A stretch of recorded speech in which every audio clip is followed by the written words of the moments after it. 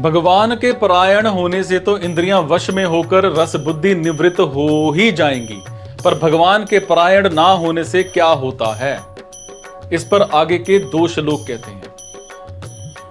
विषयों का चिंतन करने वाले मनुष्य की उन विषयों में आसक्ति पैदा हो जाती है।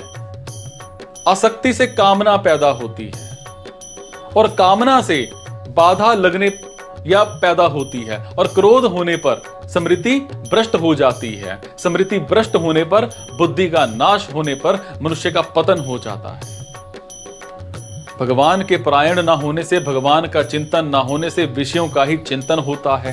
कारण कि जीव के एक तरफ परमात्मा है और एक तरफ संसार है। जब वो परमात्मा का आश्रय छोड़ देता है, तब वो संसार का आश्रय लेकर संसार का ही चिंतन करता है, क्योंकि संसार के सिवाय चिंतन का कोई दूसरा विषय रहता ही नहीं। इस तरह चिंतन करते करते मनुष्य की उन विषयों में आसक्ति, राग, प्रियता पैदा हो जाती है। आसक्ति पैदा होने से मनुष्य उन विषयों का सेवन करता है। विषयों का सेवन चाहे मानसिक हो चाहे शारीरिक हो, उससे जो सुख होता है उससे विषयों में प्रियता पैदा होती है, और प्रियता से उस विषय का बार बार चिंतन होने लगता है। अब उस विषय का सेवन करें चाहे न करें, पर विषयों में राग पैदा हो ही जाता है। ये नियम है।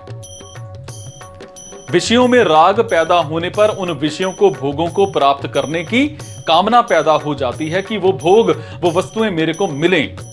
कामना के अनुकूल पदार्थों के मिलते रहने से लोभ पैदा हो जाता है और कामना पूर्ति की संभावना हो रही है, पर उसमें कोई बाधा देता है तो उस पर क्रोध आ जाता है। कामना एक ऐसी चीज है जिसमें बाधा पड़ने पर क्रोध पैदा हो ही जाता है। वर्ण, आश्रम, गुण, योग्यता आदि को लेकर अपने में जो अच्छाई का अभिमान रहता है, जो भी अभिमान रहता है, उस अभिमान में भी अपने आदर, सम्मान आदि की कामना रहती है। उस कामना में कभी किसी व्यक्ति के द्वारा बाधा पड़ने पर भी क्रोध पैदा हो जाता है। कामना रजोगुणी वृत्ति है, सम्मोह तमोगुणी वृत्ति है, और क्रोध रजोगुण और तमोगुण के बीच की वृत्ति है। कहीं भी किसी भी बात को लेकर क्रोध आता है तो उसके मूल में कहीं ना कहीं राग अवश्य होता है। जैसे नीति न्याय से विरुद्ध काम करने वाले को देखकर क्रोध आता है तो नीति न्याय में राग है। अपमान तिरस्कार करने वाले पर क्रोध आता है तो मान सत्कार में राग है। निंदा करने वाले पर क्रोध आता है तो प्रशंसा में राग है। दोषारोपण करने वालों पर क्रोध आता है तो निर्दोषता के साथ अभिमान में राग है। क्रोध से सम्मोह होता है, अर्थात मूढ़ता छा जाती है। और वास्तव में देखा जाए तो काम, क्रोध, लोभ और ममता, इन चारों से ही सम्मोह होता है। जैसे काम से जो सम्मोह होता है उसमें विवेक शक्ति ढक जाने से मनुष्य काम के वशीभूत होकर ना करने लायक कार्य भी कर बैठता है।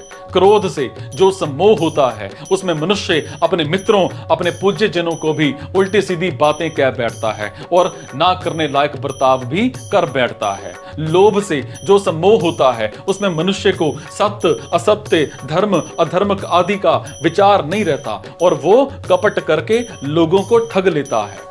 ममता से जो सम्मोह होता है उसमें संभाव नहीं रहता, प्रत्युक्त पक्षपात पैदा हो जाता है। अगर काम, क्रोध, लोभ और ममता इन चारों से ही सम्मोह होता है तो फिर भगवान ने यहां केवल क्रोध का ही नाम क्यों लिया?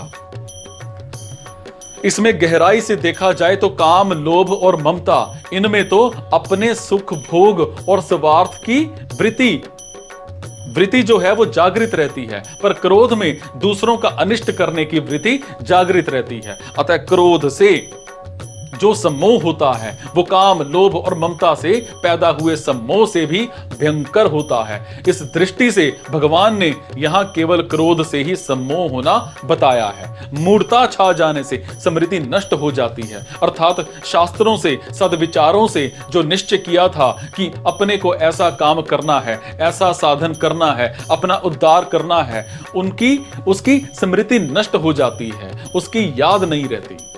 स्मृति नष्ट हो जाने पर या स्मृति नष्ट होने पर बुद्धि में प्रकट होने वाला विवेक लुप्त हो जाता है, अर्थात मनुष्य में नया विचार करने की शक्ति नहीं रहती।